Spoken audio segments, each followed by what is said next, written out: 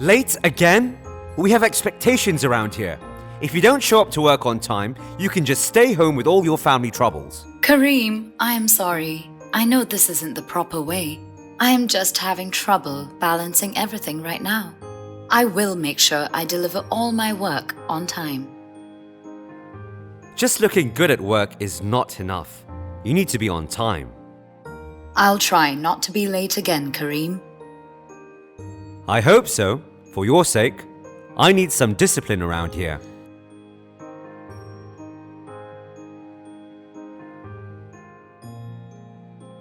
Hello, Kareem. Looks like a bad day. Ah, Nasreen. How do I get my employees to come to work on time? We need some discipline around here. I heard about it. I could hear you outside the room. I hope Farzana heard me too. I wonder how she is faring. What do you mean? We need a peaceful environment here.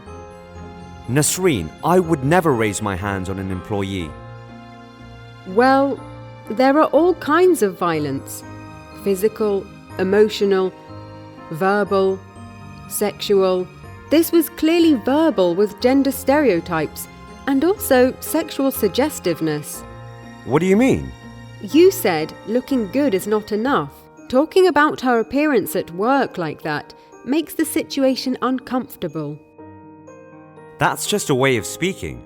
I didn't mean it that way. The intention does not matter, the impact does. If your supervisor shouted at you in this way, how would you feel? Not great. Any comments or interactions like that can create a bad work environment. For example, telling female workers they're looking good, staring at them, asking to meet alone after work hours, brushing up against women, putting hands on women's shoulders to congratulate, calling workers stupid or lazy. Well, any of those things can cause tension for workers.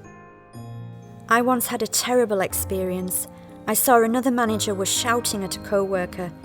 He thought she was not working fast enough. He yelled at her and used obscene language to deal with the issue. Later the worker came to me crying and I comforted her. Yes, situations like this can cause workers to feel depressed, lose confidence and focus at work. This is not acceptable. Fatima, as an observer, you did a good job by providing support to the worker. I see your point. I did not realize. It's my job to make people aware. Managers have a responsibility. As a manager, if you see harassment at your workplace, you need to take action. Remember, there is a zero-tolerance policy on harassment at work. If a worker is being harassed by anyone, report to HR or the compliance officer. You also have to make workers aware that they can report issues directly to HR anytime without needing to share it with managers. Report to HR? Yes. You will not be able to solve the harassment yourself.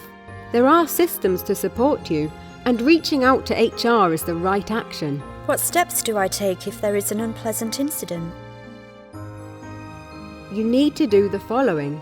Inform the HR and/or compliance officer responsible for handling such issues. Support your worker by treating them with kindness and empathy as the committee works on resolving the issue. Share the key helpline numbers of the national call centres with your employees. I think this has been a lot of learning for me. As managers, both of you have a lot of power. It is in your hands to use that power for good. Others may not have the same power, and it may not always be easy for workers to express their concerns. If you practice effective communication, as covered in our other module, you can create an environment of trust and respect with your workers. Supporting women workers with their needs will help them feel empowered. You cannot change everything around you, but you can lead by example.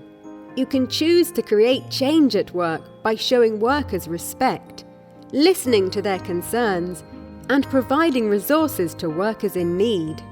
With these steps, you can strengthen workplace relationships and help workers feel safer and happier at work. This will also help you increase trust and will lead to a more harmonious workplace environment.